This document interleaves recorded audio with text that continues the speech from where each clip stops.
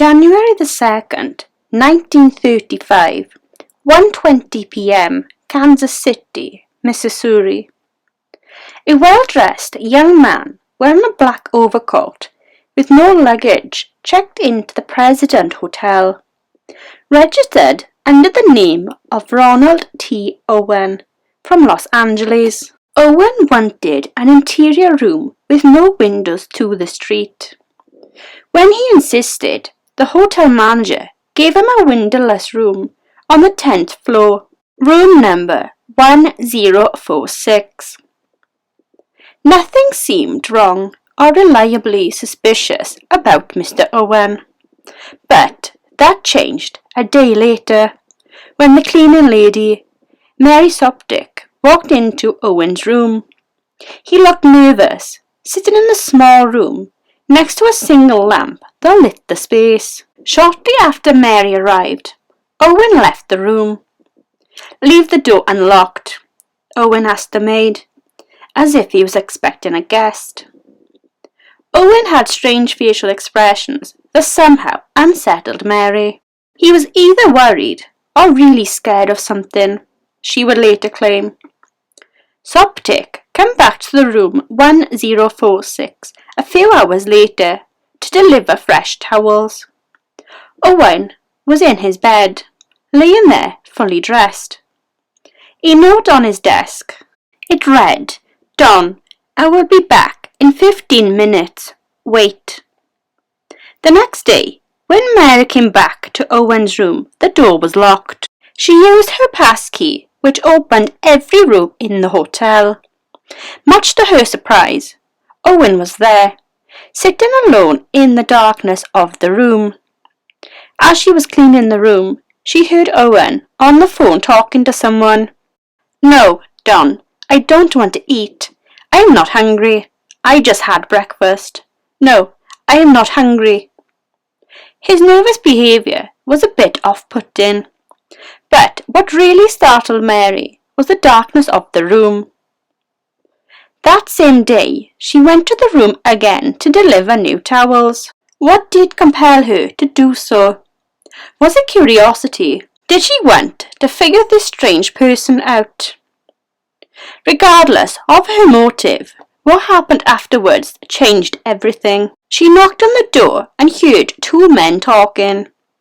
One of them had a husky voice and roughly cried that he didn't need new sheets. It was not Owen. On midnight, January the 4th, a guest in room 1048 heard some arguing noises from Owen's room. The man claimed that one of these voices belonged to a male and the other to a female.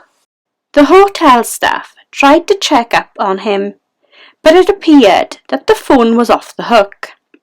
So they sent a bellboy up to room 1046. He knocked on the door and heard a deep voice. "Come in," it said. However, the door was locked. The bellboy mentioned the locked door, but the man inside didn't get it and simply replied, "Turn on the light." The bellboy knocked more, but nothing happened.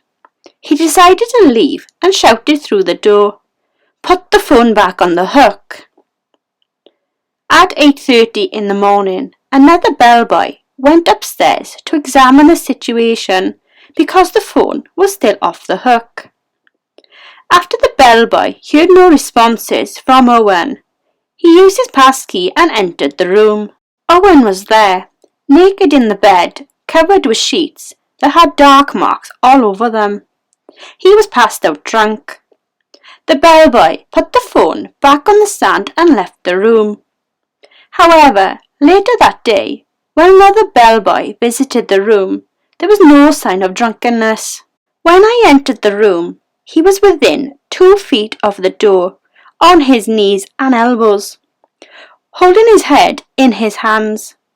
"I noticed blood on his head," he later told the police. After he turned on the light, he saw blood on the walls, on the bed, and in the bathroom. Scared, the bellboy rushed downstairs and told the manager what he saw. At short notice, the police arrived at the hotel. They found out that Owen was tied around his neck, ankles and wrists. He had been stabbed many times in the chest. One of the marks showed that a knife had pierced his lung. His skull was also damaged on the right side. Owen was still alive and conscious. The police asked about what happened. "Who was here? Who attacked you?" one of the officers inquired. "Nobody," Owen answered. "How did you get hurt?" the detective asked. "I fell against the bathtub," Owen answered smugly. "Did you try to commit suicide?" the detective asked. "No," Owen coldly responded. After that, he slowly lost consciousness and slipped into a coma. They transferred him to a hospital. However, in the first hours of January the 5th, 1935, Owen died in the hospital. It was a strange case for the Kansas City Police Department. The hotel room was designated as the crime scene, and there weren't an awful lot of useful evidence or clues there. Whoever attacked Owen almost took everything in the room. There were no towels, sheets, or items of clothing. The only things they found were a necktie label, a hairpin, a cigarette, and a closed bottle of sulfuric acid. They even tried to find prints, but failed. The only print found by the police was on the telephone stand, and it belonged to a woman. But in that stage of the investigation, another important question popped up. Who was Ronald T. Owen? They couldn't really identify the body because everyone knew him by a different name. Owen had occupied many hotel rooms recently. The staff of a nearby hotel knew the man as Eugene K. Scott of Los Angeles. Eugene had rented a room for a single night. He was also specific about a room with no windows. The St. Regis Hotel knew him as Dunkel Ogletree, but they also claimed that he had shared the room with someone named Donald Kelso. Soon enough, the case turned into a big mystery. Who was Ronald T. Owen? What was he trying to do? The police and media asked the public to help them identify this man. Many people came to visit the body, but no one could help. There were two other mysteries in this case. The person named Don, who they assumed was Donald Kelso, and the lady with her print on the telephone stand. The police could not locate them. They couldn't even find sufficient evidence that would incriminate these two people. Some wondered if this was all about a typical love triangle. But why wouldn't Owen tell the police about his attackers? Was he trying to protect someone? In March, the police and media announced that there was a plan to bury Owen in a potter's field. However, before the burial took place, an anonymous man called the funeral home and asked them to bury Owen in Kansas City's Memorial Park Cemetery. The anonymous man paid all the fees related to the funeral. His identity was never released. The funeral took place and police detectives were present. An anonymous order was delivered to the funeral. 13 American Beauty roses with a card that read, "Love forever, Louise."